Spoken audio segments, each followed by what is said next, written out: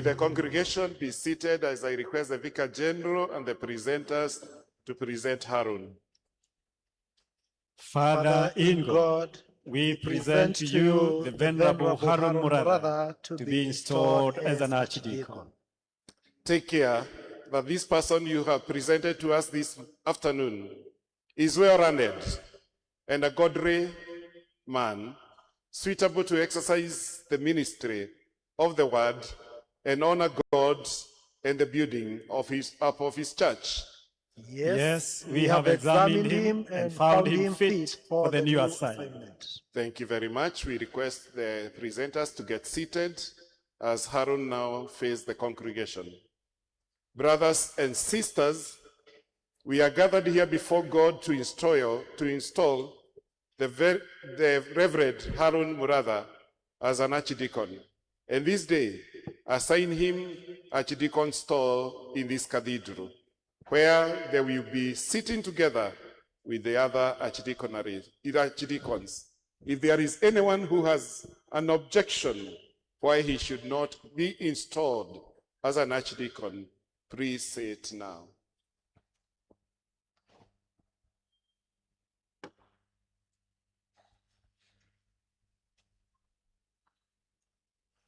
Agikorwo gutikire rĩtwa rĩa Ngai rĩrokumio na rĩrogocwo.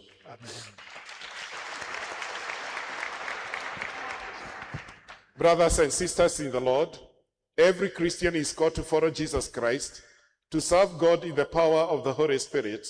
God has called us in a special service of humility. In the name of Jesus Christ, will you serve all people, especially the sick, the needy, and the lonely? As a church archdeacon, you are required to read and equip yourself with the Holy Scriptures and to live a life in line with the Scriptures, in the word and speech. You should imitate Christ, his love and salvation to be evident in all that you live with and serve him. It is your duty to teach the church the need and hope of the world. It is also your duty to assist the bishop and the clergy in church services, and also share and teach the word of God, celebrate Holy Communion, and any other duties given to you by the bishop. In your service, at all times, in your life and service, it is your duty to let the Christians know that you serve them. You are serving Christ. Before now I receive you to this office, you make vows according to the Diocesan Constitution before God and us, all of us who are presented here, that you shall obey all church rules and the bishop accordingly to the Constitution. Now, before I charge you to go to the Chancellor to take your oath of canonical obedience, now as a Christian, can you hear your decision in doing these things? And also here, you take the vows which will empower you to the decision to serve you in this new assignment. And now I require you to answer. Do you really to believe that God has called you to the office and the work of an archdeacon in his church? I do believe he has called me. Do you accept the Holy Scriptures as reverence of all things necessary for teaching those entrusted to you for eternal salvation through faith in Jesus Christ? I do believe, and I will do so by the help of God. Will you endeavor to minister with faithfulness the sacraments of the new covenant, that reconcile love of Christ Jesus may be known and received? I do believe, I will by the help of God. Will you do your best to fashion your life and that of your household in accordance with the teachings of Christ, so that you may be a wholesome example of the people of God? By the help of God, I will. Will you promote unity, peace, and honor, harmony among all people, and especially those whom you serve? God being my helper, I will. Will you obey those in authority over you and accept in humility and love their godly teachings? By the help of God, I will. I require you to kneel for prayer.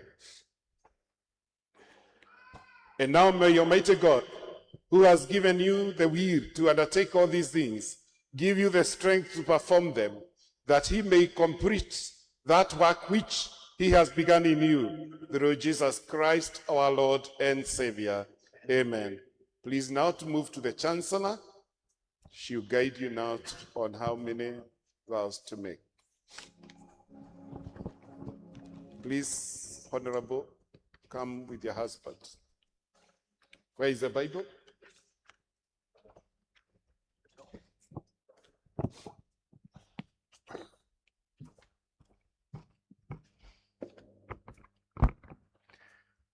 I, Venerable Harun Mogo Muratha, do promise and profess that I will pay due canonical obedience to the Bishop of the Diocese of Mount Kenya South and his successors in all things lawful and honest.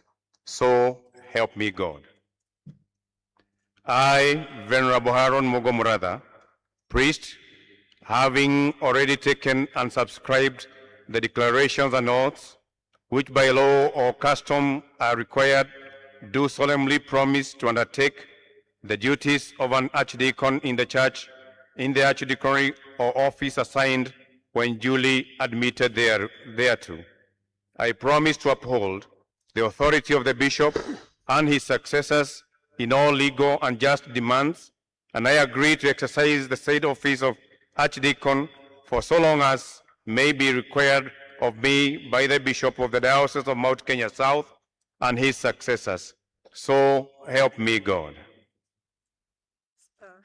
That is the oath of canonical obedience. Now you go to the declaration of assent. I, Venerable Harun Mogo Muratha, about to be installed as an archdeacon in the Cathedral of St. James in the Diocese of Mount Kenya South, do hereby make the following declarations.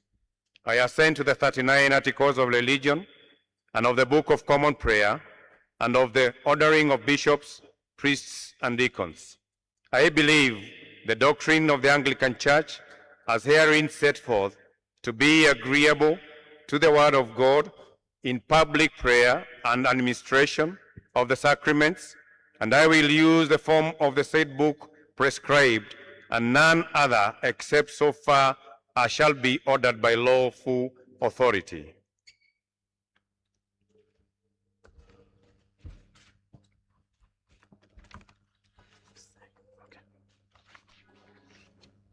You are done?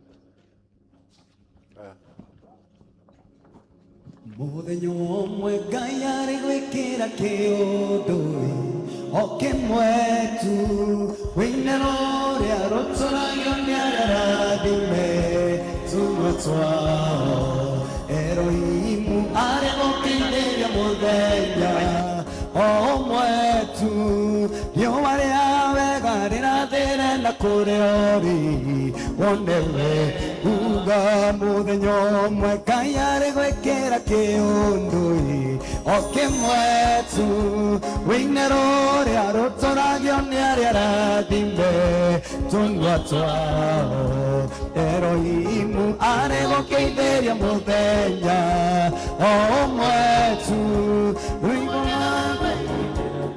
na kũrĩa ũrĩ wone we mũthenya ũmwe Ngai arĩ gwĩkĩra kĩũndũ